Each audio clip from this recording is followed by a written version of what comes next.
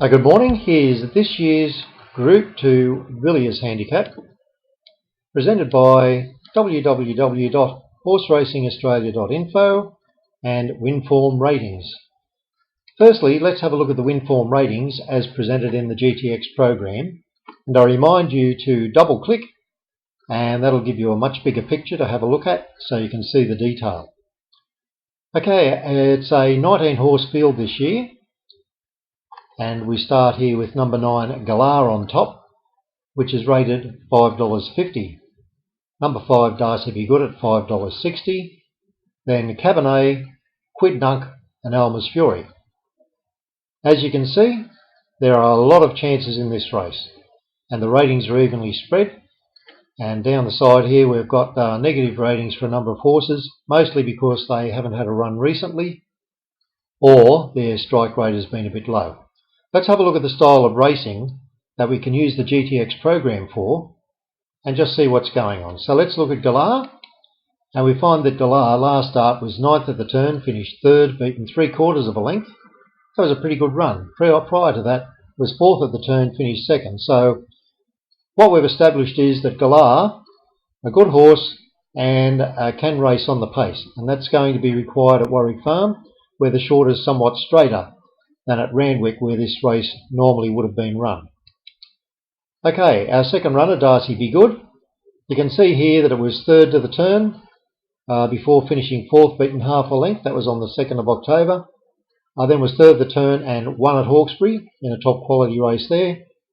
And then last start, after a break of 30 days, and this is how most horses race after 30 days, 3rd to the turn but ran out of puff and finished 10th, but only beaten 2.5 lengths. And of course that was just 3 weeks ago.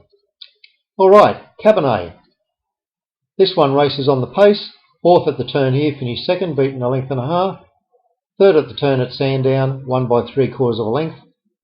I then raced 5th of the turn in this particular race and was only beaten just over a length. Quidnunc, number 11. 10th at the turn, finished 4th, and in general you can see that this horse comes from behind and does tend to finish quite well. Only beaten a fraction of a length or so in the last few starts. Another advantage here, 2 starts at the track, has a win and a 3rd to its credit. And finally we've got Alma's Fury.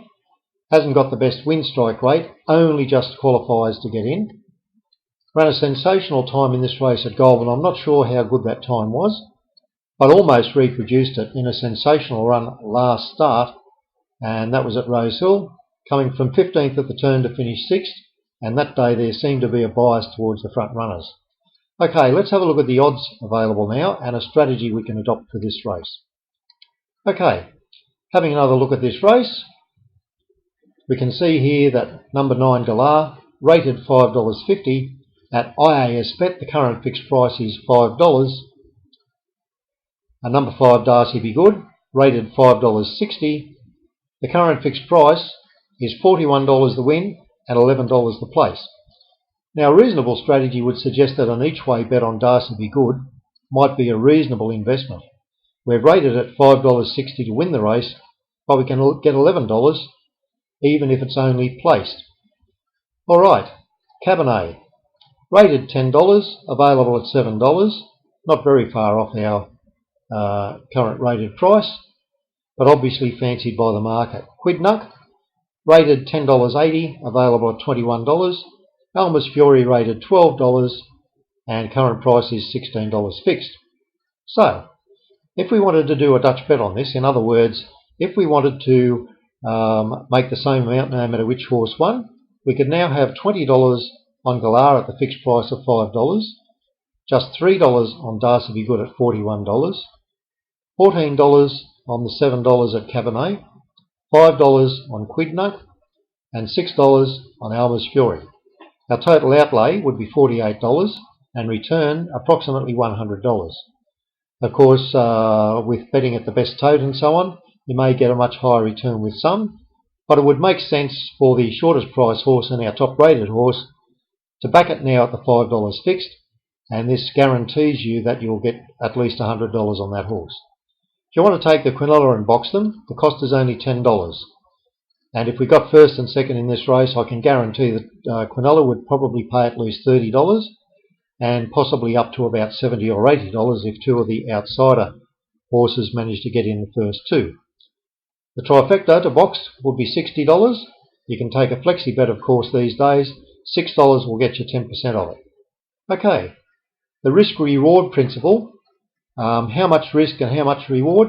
Moderate.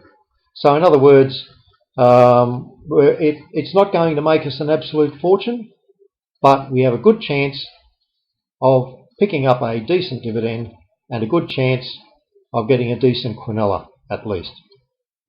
All right, good luck.